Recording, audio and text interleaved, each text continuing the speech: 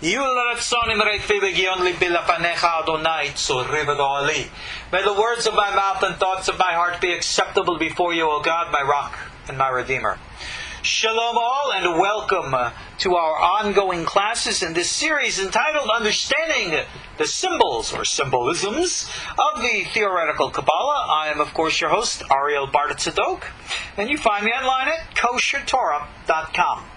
We're using as our text a classic from the teachings of Rabbi Moshe Chaim Luzzatto, the Italian Kabbalist from the 1700s. Brilliant young man, most renowned for his moralistic book called Mesilat Yesharim, The Paths of the Just. He was a very renowned Kabbalist of the practical school. Even though he dealt with the concepts and terminologies of the theoretical school, in all due respect everybody does, he was still of the prophetic school, where he was out there talking to entities and angels, channeling things from heaven, and brilliant guy. And his material is well worth the time and effort we put into it in learning and understanding. But I chose this book that we are learning now, called Derech Chochmat HaEmet, the way of the wisdom of truth, simply because A, it's available in English, and B, it is the briefest order of what we call in Hebrew, again, the Seder HaHishtalshelut, the order of what I define as spiritual evolution. And I emphasize this in our first class, and I will emphasize this in every class. Those who try to understand these metaphors, these symbolisms, in any ways literal, you are completely wrong. Completely off the path. This is all like Rabbi Chaim Vital, the author of the Ari system, l'shakech et ha'ozen, for the sake of making things understandable. So right now, we're going to start in the second chapter of this book, which is going to introduce to us the concept of the breaking of the vessels, the light of the eyes of Adam Kadmon, and the like. And let me just be very blunt. There is, literally speaking, no such thing as an Adam Kadmon. Literally speaking, no such thing as a tzimtzum or anything else. All of these things are symbolic metaphors to help us experience and then understand our human reality. I also have as a book here, which I consider of good value, and I recommend its reading. It is written by a psychologist by the name of Dr. Sanford Eldrab, core faculty member in clinical psychology at the Fielding Graduate University in Santa Barbara, California. This is his book called Kabbalistic Visions, C.G. Jung, Carl Gustav Jung, and Jewish Mysticism. A very good understanding of the Kabbalistic symbols in light of the psychology of Carl Jung. Now, why do we turn to Jung? Again, as I've explained in the past, Jung tapped into what we call the archetypes, the universal symbolic imagery which unites all humanity. He was able to tap into what we call the collective consciousness of all humanity. And interesting that upon exposure to the teachings of the Hasidic movement, specifically the Magid Mezrich, top teacher, student, I should say, of the Baal Shem Tov, a student of the Ariel system, he said that his entire analytical psychology system was intuited by this rabbi 100 years or more before he ever thought of it, or discovered it, or whatever. Which shows us this is not just an idea, but an actual understanding and insight into our true humanity. Remember, humanity is not defined by our physiology of body. If you will allow my horrible imitation of Master Yoda, right? Luminescent beings are we, not this crude matter. We are not physical. We are spiritual. Whatever that means. Psychological is probably a better term. We are energy entities existing in physical form. And physical form, as we all know, come and go, but the true essence is always there. Now, what is that essence? That is what this is all about. We are right now talking about the body of Adam Kadmon. All too many people pervert and misunderstand this to think that there's some kind of actual body. And that this is the first emanation of God. And they will go so far as to say, well, that's the Son of God. And the Son of God, every Christian knows, is Jesus Christ. And there you go. Proof of the Kabbalah that it's Christian. No, wrong. No. Sorry. You're really misinterpreting metaphor and symbolism when you do that.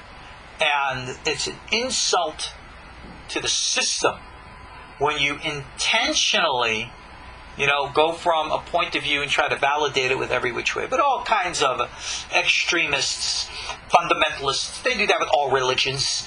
In all due respect, can't pick on Christians. They're no different from extremist Muslims or Jews in that respect. Everybody does the same. So, we have to go beyond this foolishness of superficiality and truly get to the meaning of things. Indeed, Dr. Drob here, in his book, again, Kabbalistic Visions, chapter 9, which is Kabbalah and the Development of the Psyche, bottom of page 137, has a very interesting little understanding here about Adam Kadmon that I've read before and I'd like to read again. So I quote, discussing here the Torah of the Arizal, he writes, for Luria, that's the Ari, the very first figure to emerge as a result of the Tzimtzum, if you remember the original contraction or creation of space, so his existence could exist, is a primordial man who embodies the potentia, the entirety of all created worlds. Primordial man, of course, is Adam Kadmon. Now, Jung, who himself explored the Kabbalistic notion of Adam Kadmon, held that this primordial man is the archetype of man, the primal, undifferentiated unity of the collective unconscious and the goal of man. The conscious unity that Jung described as the self. Adam Kadmon is the universal soul, the archetype of the self, the process of transformation. He's man's indivisible center, the core of the great religions, and as the self-archetype, the psychological equivalent of the Creator God. Or if you will, God is experienced psychologically within. This is very important for us to understand, because in the nature of the discussion here, we must, again, not look outside somewhere over on the rainbow there, but understand that we're dealing with our own realities. This is important, and why? Because like Ramchal, if we want to experience things prophetically, intuitively, psychically, clairvoyantly, well, like with every other vehicle of experience, there must be some form, some vessel, which can, if you will, hold the light. What does that mean? It means that if you really want to describe something, you need the words to describe it. If I was to show you something, and you had no vocabulary to describe it, how would you do so? You better pray that you have the blessing of being a poet, that you can say it is like this or similar to that. Well, that's exactly what Reb Chaim here is doing in describing these levels of consciousness. So therefore, to learn these terminologies. Give us a vocabulary, vessels, through which we can express, communicate, interact with each other in helping understand our individual psychic, clairvoyant, spiritual experiences, and to give it a language of comprehension. That's why we're here. That's why we learn this. And that is why this type of study is considered so very important. Because again, we're not learning about somewhere over the rainbow. We're learning about ourselves, inside ourselves. And if you will allow me to quote, of all people, Maimonides, who's considered a rationalist and anti-mystic, which is not really true, he opens up his code of law called the Mishneh Torah with a discussion in the foundations of the Torah, all kinds of ideas and concepts about science and angels and all kinds of deep stuff, which he describes using the Talmudic terms Ma'aseh Merkabah and Ma'aseh Bereshit, the secrets of the chariot, the secrets of creation. And these are what we call mystical or the secret traditions in Judaism. Now, he describes it Aristotelian, and this our later Kabbalah might be Platonic, but who cares? It's not important. The point is, why Maimonides opens up his code of law with these profound and deep ideas is he says that by contemplating these things fills us with awe and love of God. And therefore, this type of study is conducive to encouraging us to fulfill the two greatest commandments of all the Bible Torah, and that is to love God and to fear or be in awe of God. That's why we learn these things. That's why we understand these things. So that we're learning about Adam Kadmon, we're learning about our inner essence. You take a step back and you go, wow, that's deep. Wow, I'm deep. Wow, reality is deep. Wow, God is deep. I guess I better really take these things seriously, improve my behavior, do what I need to do. Essentially, it's here to make us better human beings.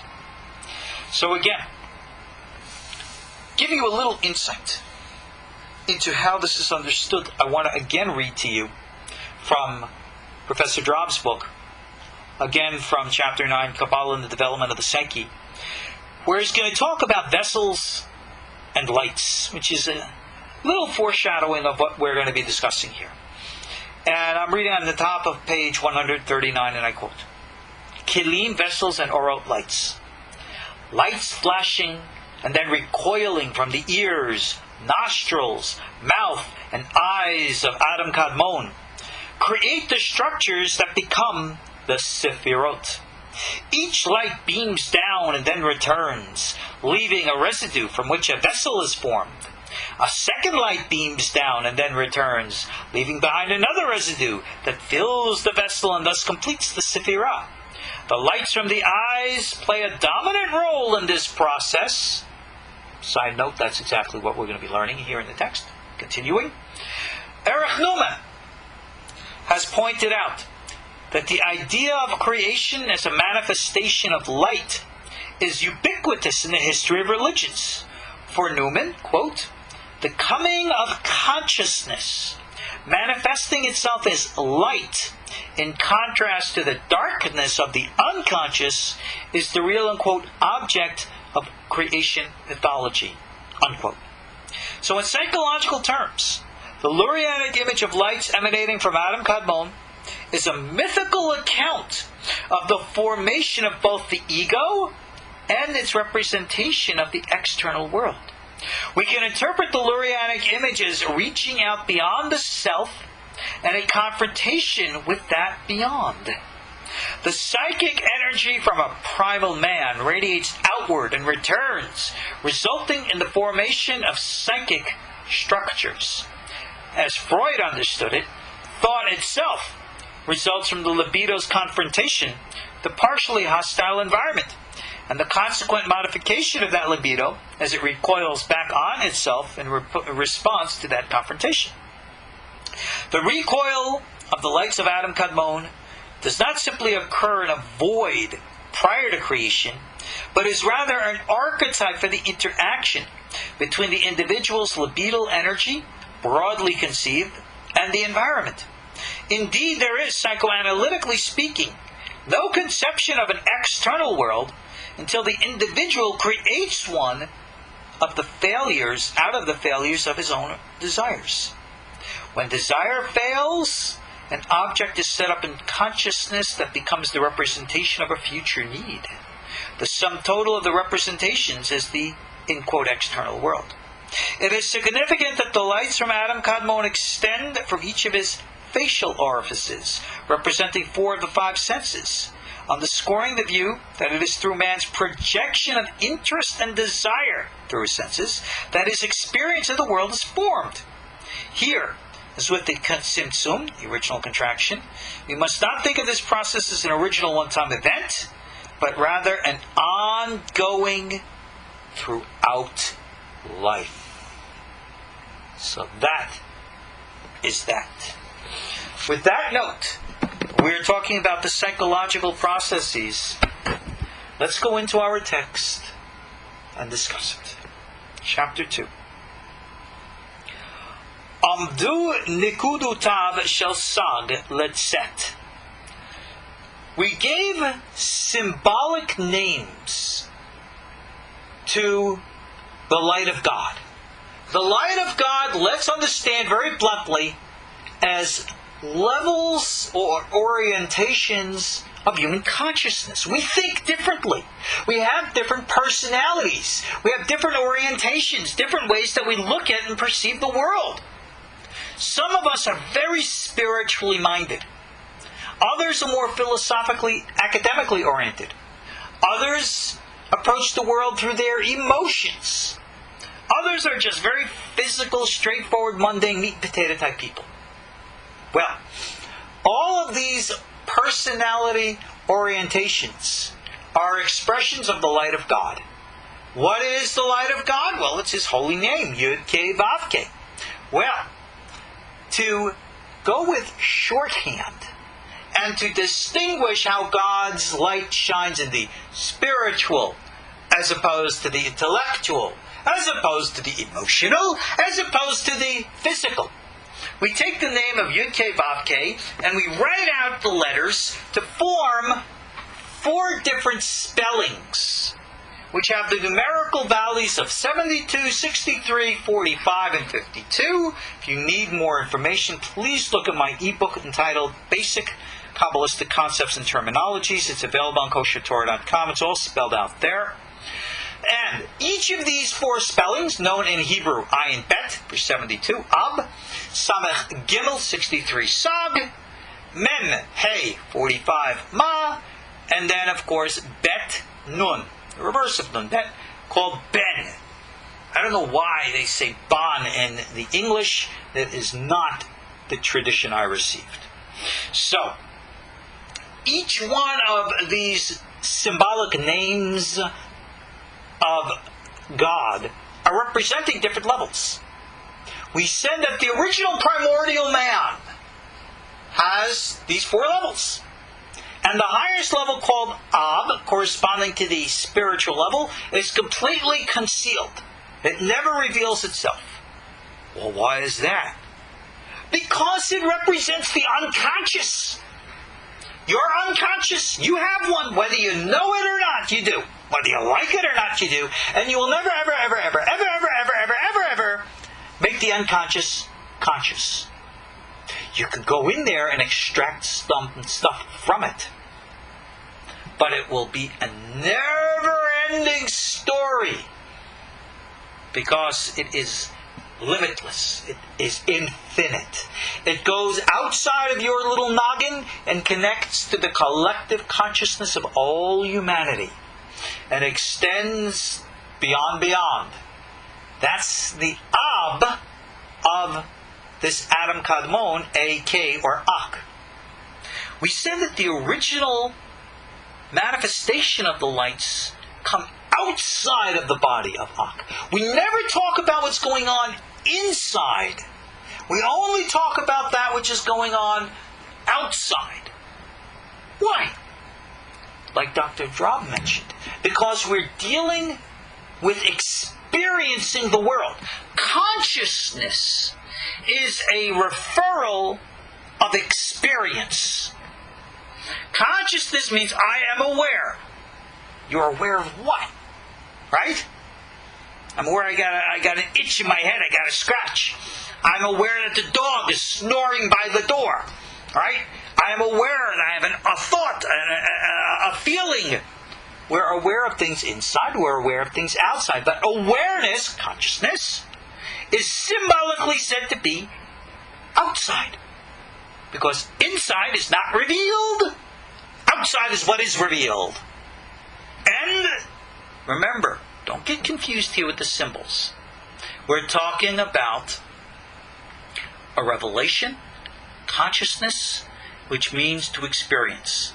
The Ab, that spiritual level we can't experience. It's unconscious, it's too high. So the beginning of human experience begins at what we call the level of the Sag. The Sag level, remember Yud Kei Vav Kei spelled out in that 63? That represents intellect.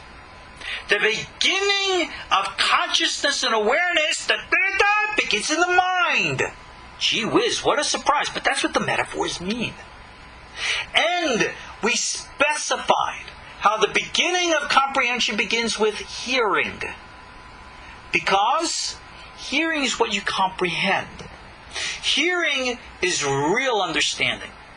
Now, we've all been in conversations, especially heated debates. And we all know that you can hear something and not listen, or listen but not hear, whatever which way you want to describe it. But when the words sink in, there's true awareness, there's consciousness. Yeah, that makes sense. I get it. That's the beginning of things. But that process of, if you will, digesting the intellect takes time.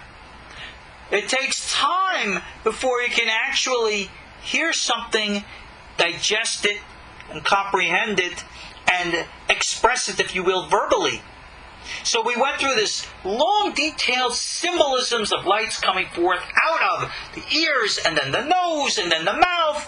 How we went through this symbolic breathing process. Lights go in, lights go out, meaning thoughts are spoken. You take a deep breath, you think about it, you restructure it, you reformat it to get it crystal clear.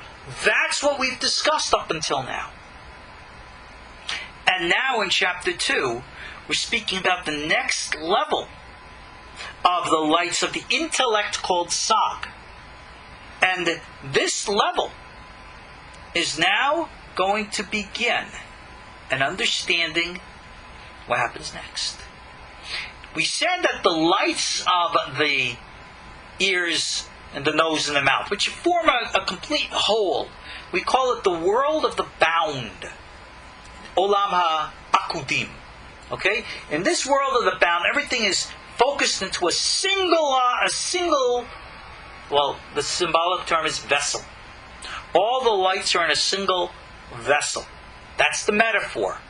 What that means is you're able to say, I comprehend. Great. You comprehend. Mazal tov. My next question is, well, what do you comprehend? That is the next question. Alright? I comprehend. I exist. I think. Therefore, I am. Quoting René Descartes.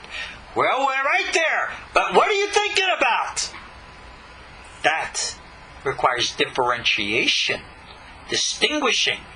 That is what we call separation of forces and powers, symbolized by what we call sefirot, which are energy principles.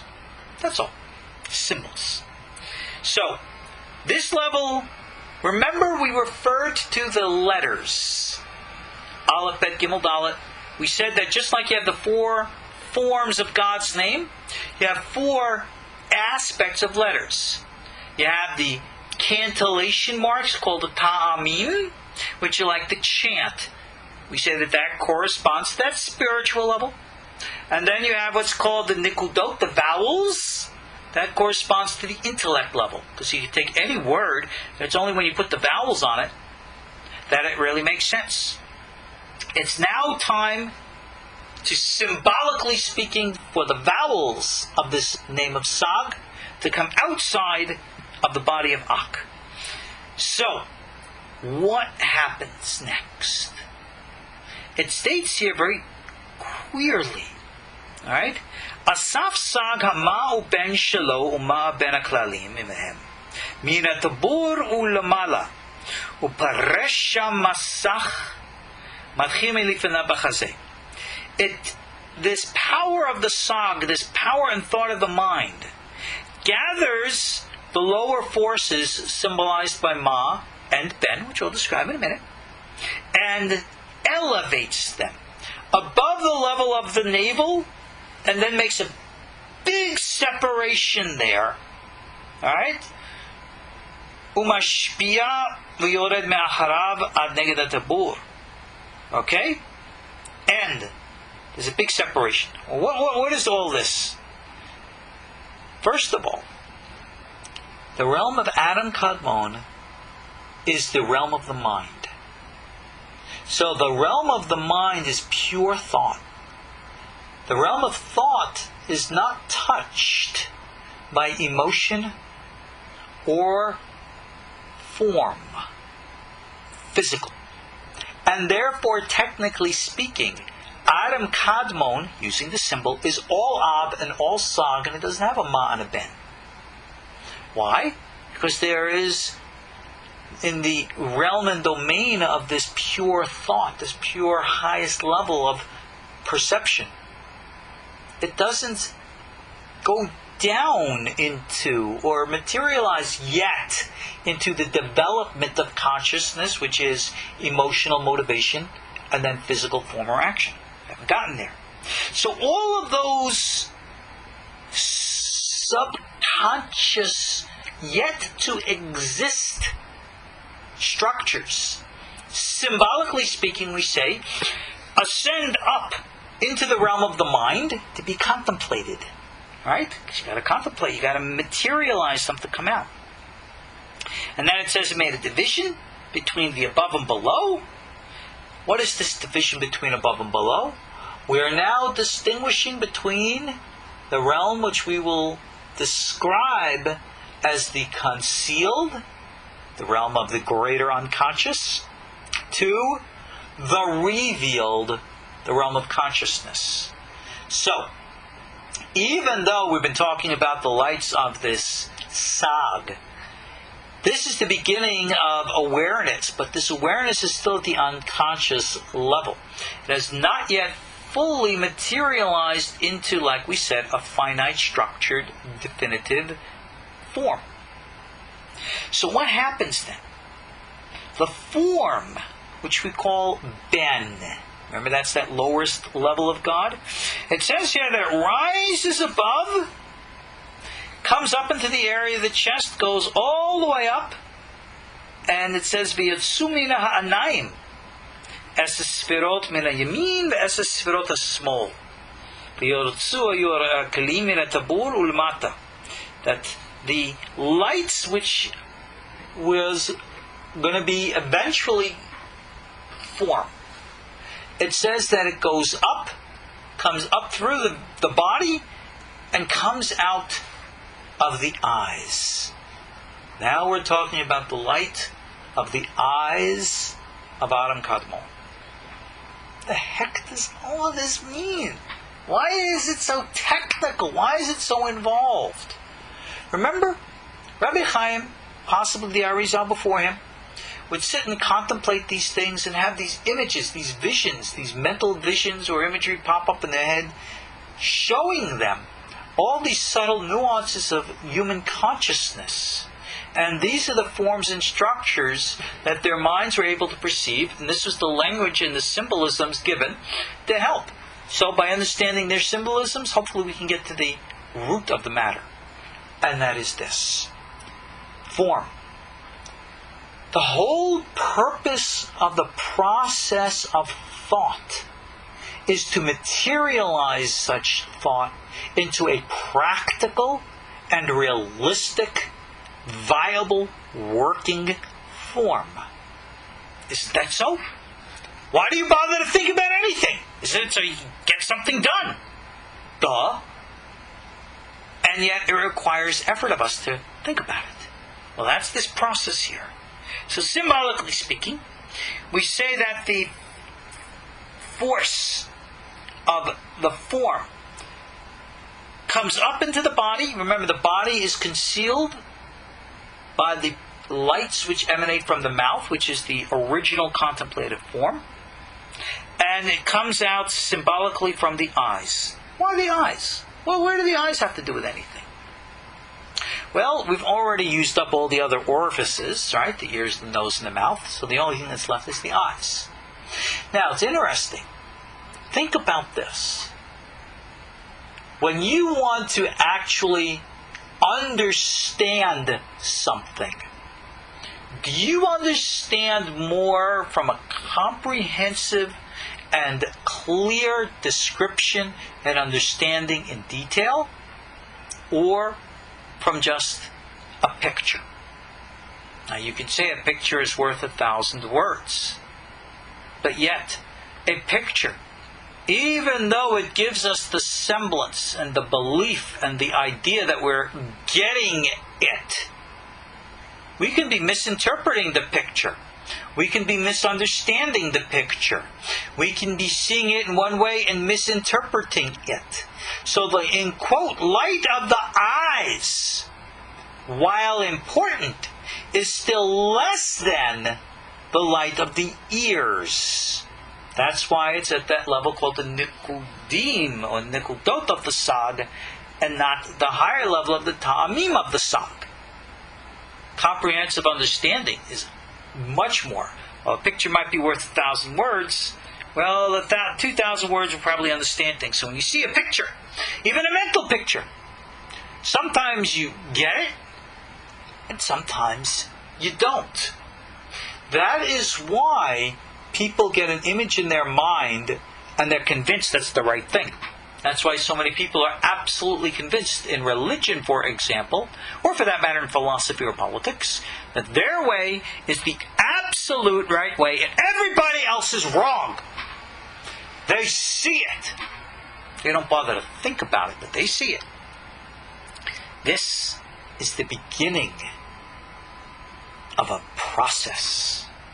So as it says, this light that comes out from the eyes, this seeing, comes out from the right eye and the left eye, which we say are two ways of seeing things. We're not going to get into the details. Okay? It says, Lakhu or b'mashe lamala, kachab, kiblu me'achaf, alright? B'shipolata shel zakan, v'sha'ar lo kiblu ela mirapeh.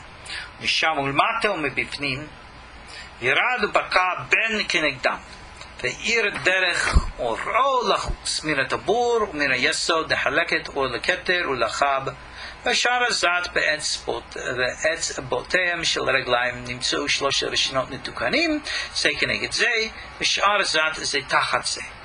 I read that intentionally quick because I'm just going to sum it up for you. So out of the sefirot, out of the lights of the eyes, they come forth the full archetypal DNA structure called the 10 sefirot. But here's something problematic. You see, the sefirot are supposed to come out the way, if you will, like cellular division. Did you ever learn biology? Cellular division?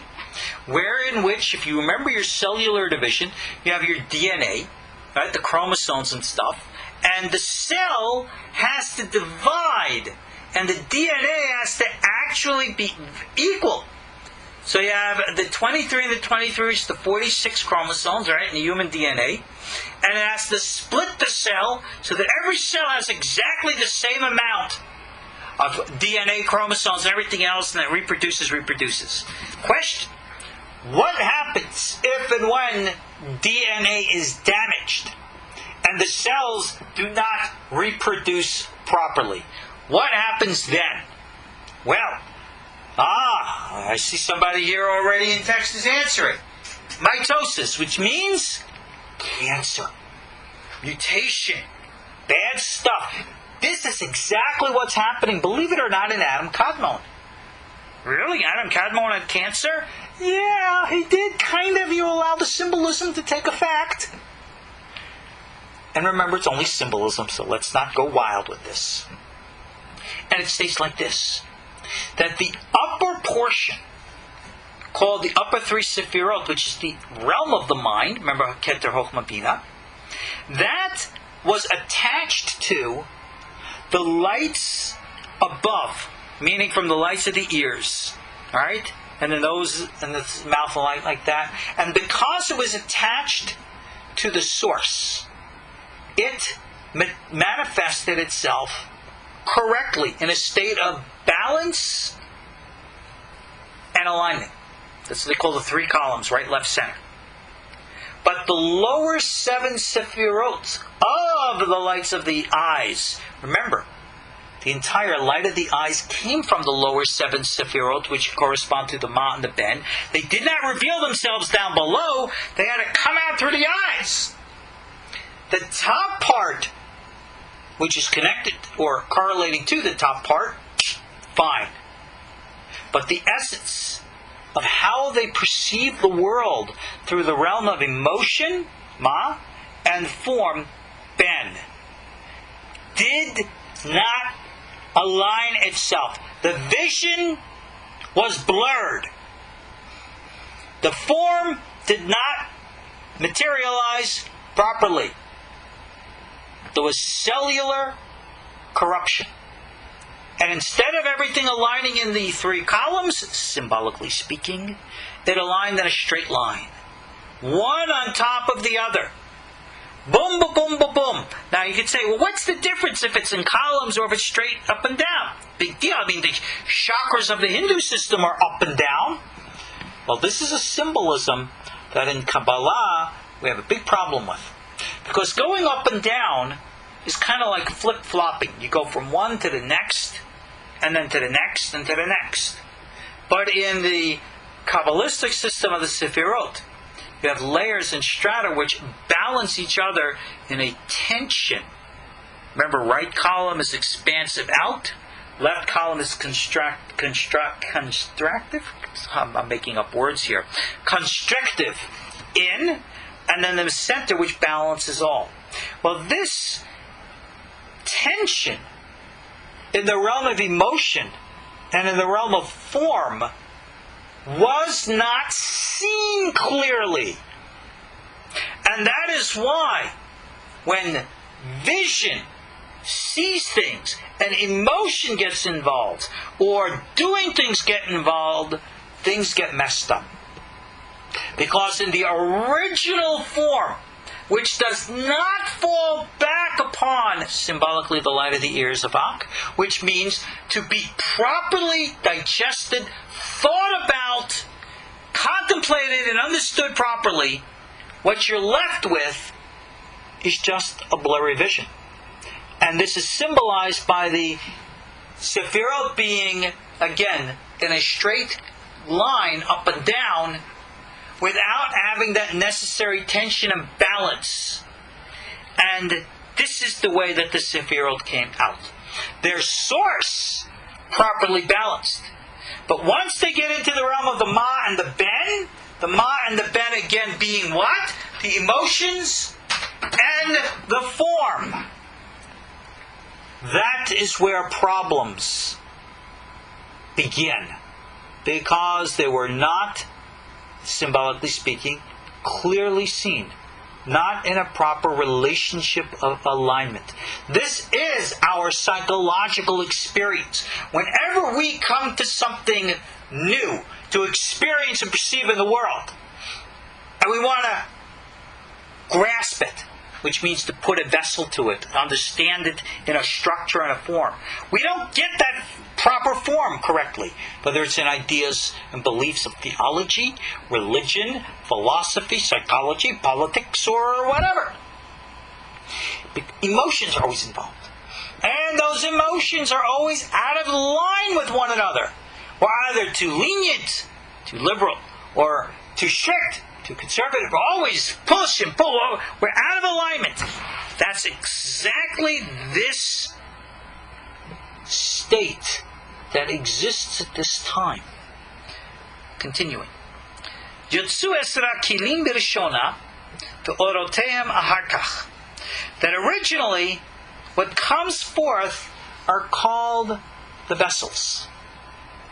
The vessel comes forth before the light. What does that mean? Well, if you think about it, whenever we experience something new, what comes first? The deep, full comprehension and understanding of it, symbolized by light, or just the structure and the form of it? I have an idea that I want to discuss with you. Okay?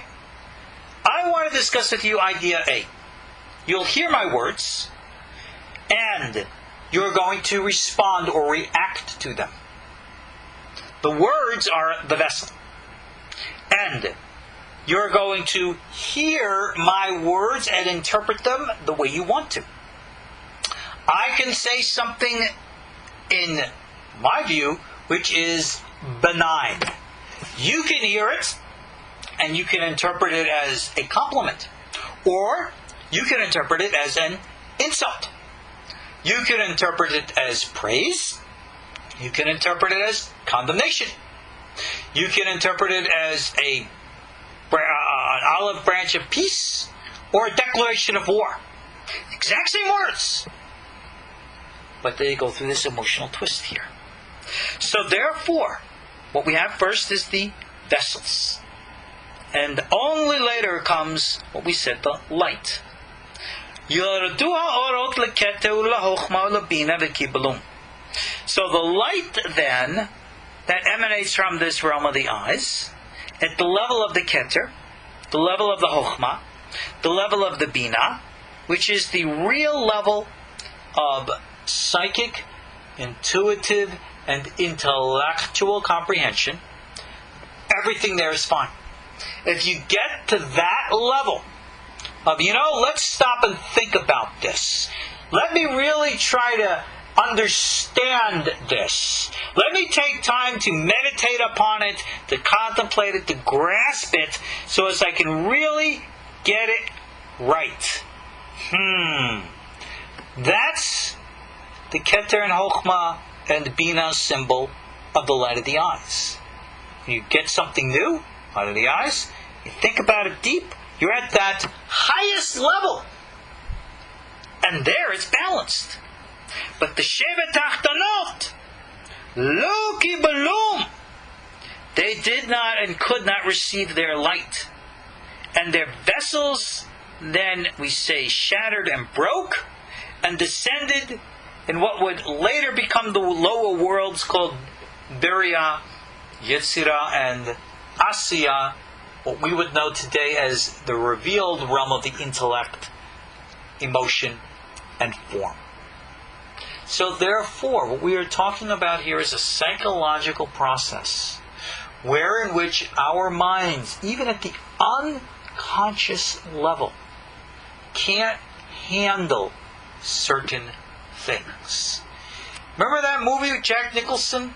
Tom Cruise, he was interrogating the Marine colonel who was on the witness stand. And he goes, "You want the truth? You can't handle the truth." That's the light of the seven lowest sefirot. You can't handle it. It's not balanced. And that's why we use the symbol that the vessel's shattered. That our abilities of comprehension, of perception, were skewered, bent, symbolically broken. And he states, regarding this state is a secret reference in the book of Genesis, chapter 36, verse 31, These are the kings who reigned in the land of Edom prior to there being a king for the sons of Israel. Edom, Esau, and Israel are here symbolizing two different constructs of consciousness. One, the level of chaos. One, the level of harmony and balance. That is what you must understand. So when we speak about the fallen kings, this gets very interesting because we are talking about a time in the mind, psychology. And yet, according to many, we're also talking epochs of pre-Adamic human history. And that there were pre-Adamic civilizations. And though they might have had great high intellect corresponding to the level of the three upper sefirot of these worlds, along came the seven, and quote, lower kings, symbolic of time periods with human civilization, which were so corrupt and imbalanced that led to the destruction of the pre-Adamic civilization worlds, which then required, of course, Adam to come and rectify. Now, interesting that the concept of the pre-Adamics, called the concept of the Shemitot, is something embraced by almost all the Kabbalists, with the glaring exception of Isaac Luria, the Ariel school. And yet there are Lurianic Kabbalists who interpret the Ariel as saying, no, it can be, in spite of the fact that he says no. I mean, even the Zohar speaks about the pre-Adamics. So, what can you say? So, whether or not this has any historical application, that's something else. But there's an interesting and appropriate question here in text. How do we reconcile the discrepancy? How do we rectify the perception? Well, that's exactly what this entire order is all about. That's why we're teaching these classes. We're now going to talk. Let's just get real brief here, okay? The vessels shatter. They have to be rebuilt. The light has to now realign with the vessels to create a structure of balance and harmony. And this is the whole, what we call the building of the sephirotic faces and the building and alignment of things, etc. and so on. This is what we call the myth of this whole school of the Ariel. What this is a psychological process of psychological individuation and integration. So that's why we learn these things, because we understand as they apply to us, so that it helps us in our levels of perception of the real world. Moving right along. Turn the page here. Section 3. Eser sefirot shel nikodim omdot lahalek b'shisha partsufim ba'atzilut. Mehem na'asu arba olamot atzilut biri'ah Yetzirah, Asiyah. These 10 sefirot of this domain are now going to be subdivided into what we call sephirotic faces. The Hebrew word is partsufim. And from them are going to come forth the 4 worlds, which we refer to as Atzilut, Biriah, Yetzirah, and Asiyah. Now, what exactly is this? Now remember, we said that the lights come forth. The lights come forth from where to where? What's this all about? Perception. Everything is perception. From this, in quote, waist and below, remember we said this is the place where consciousness will begin. This begins the domains of the 4 worlds of Atzilut, Biriah, Yetzirah, and Asiyah. The highest of these 4 worlds, called Atzilut, is the supernal pattern, which we would refer to as the individual unconscious or spirituality. Well, isn't Adam Kadmon the unconscious and spirituality? So how is it that Adam Kadmon is the unconscious and spirituality and Atzilut is too? One's bigger, one's smaller. What's the difference? One's of the collective consciousness of all humanity. That's Adam Kadmon. And one is of the individual in you. Your personal Atzilut. And we use the symbol of an overlapping of the body.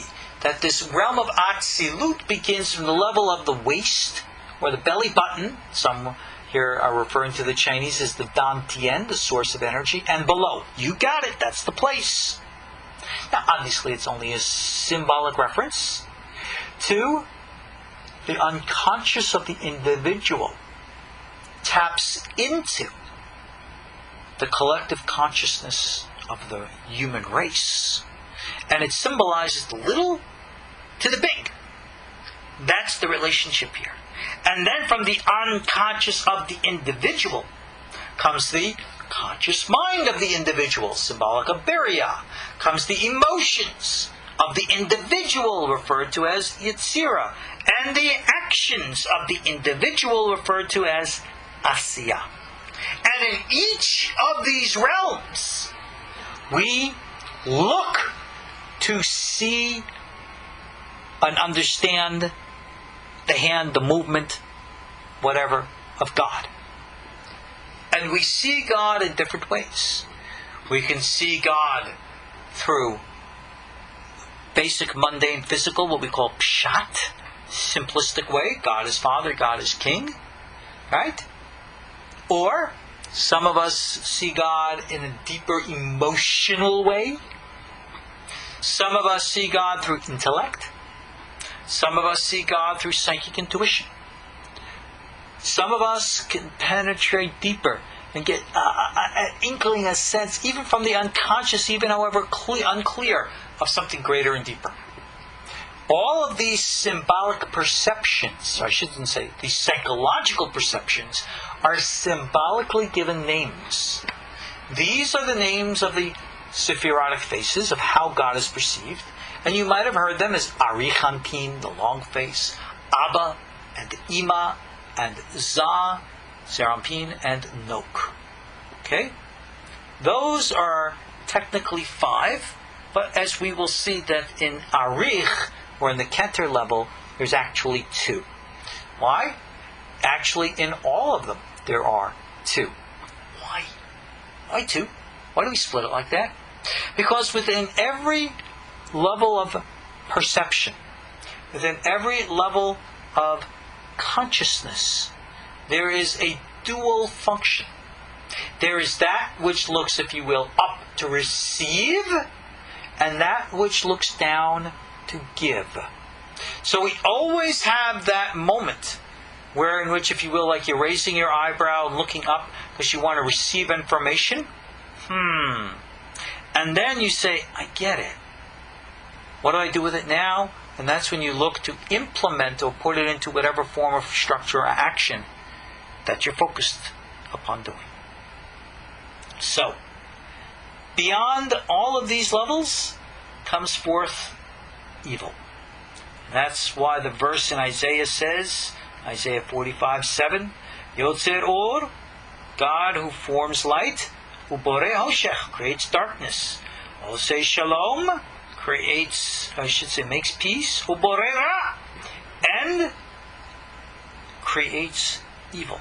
What is evil? Evil is the primordial state of imbalance of the levels. Evil is the inability to see things clearly, if you will, a psychic or spiritual cancer, where in which things are not being replicated properly, which means you're not seeing the upper pattern of things. And these things lead us to make false or wrong conclusions with regards to our deeds, with regards to our behavior, with regards to our emotions, with regards to our thoughts.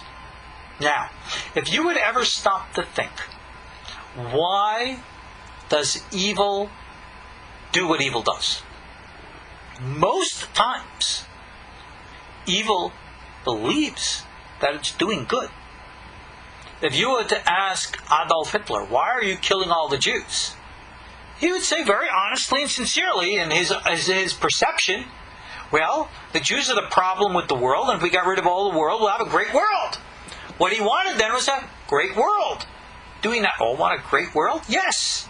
But that does not mean that Mr. Hitler's perception and views of how to accomplish that great world is correct and accurate. That is evil. So you see, when we talk about the coming of Mashiach, and we say that evil will be no more, what does that mean? What it means is that we will have clear understanding and perception. Everybody will know and see the truth. Like the prophet says, the world will be full of knowledge of God. That everybody will know God, from the small to the great. Everybody will see. Everything of all balance will be properly restored. That is the great secret. And that is the whole purpose here. So again, this is the entire process of human history. So again, it states here, Zikin nitzotzin ein b'neihem chibur, that the original sparks of what we're talking about, these original vessels, and the sparks of light which couldn't balance properly within them, well, there was no unity, there was no integration, there was no harmony, there was always conflict. Oh, you're being too extreme. Oh, you're being too liberal. Bouncing back and forth. There's no sense of cohesion. Okay? And he states, Uberasha'im hu omer, alright? And this is why it states in Psalm 92:10, Yitparedu kol po'ale aben. It says here that the evildoers, alright, po'ale aben, Yitparedu, will be scattered, or are scattered, all the workers of evil. Not that there will be scattered in the future as a punishment, but their present psychological point of mind, point of view, is that their minds are scattered. There is no coherence. There is no clarity. There is no peace between their heads and their hearts. There is no balance and inner peace. And that is the state, symbolically, we refer to as the fallen kings. That is the place of evil. But what then do we refer to as holiness? That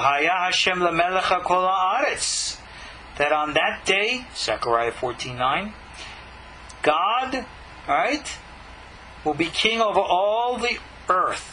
And on that day, God will be one, and His name one.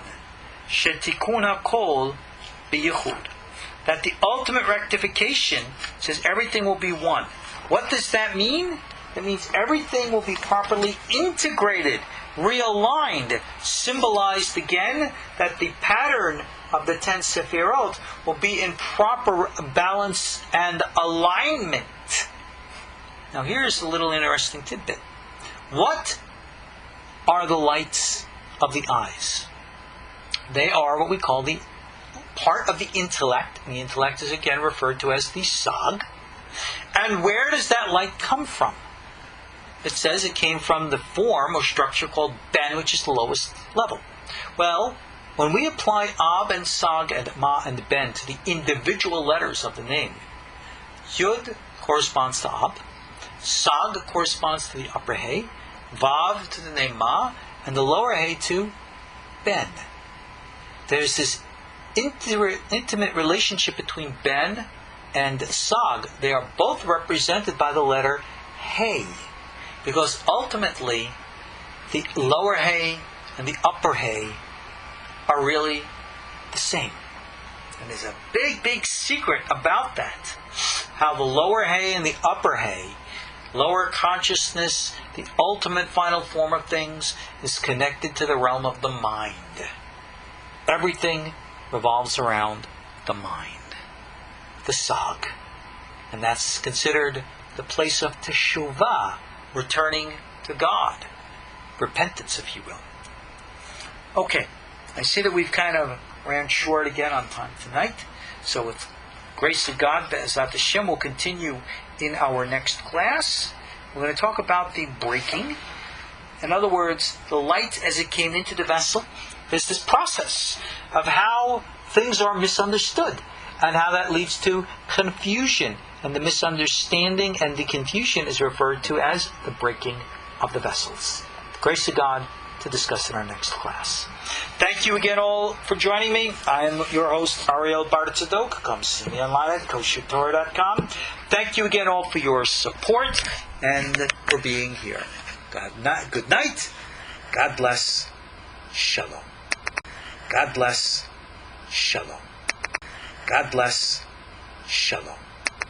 God bless. Shalom. God bless. Shalom. God bless. Shalom. God bless. Shalom.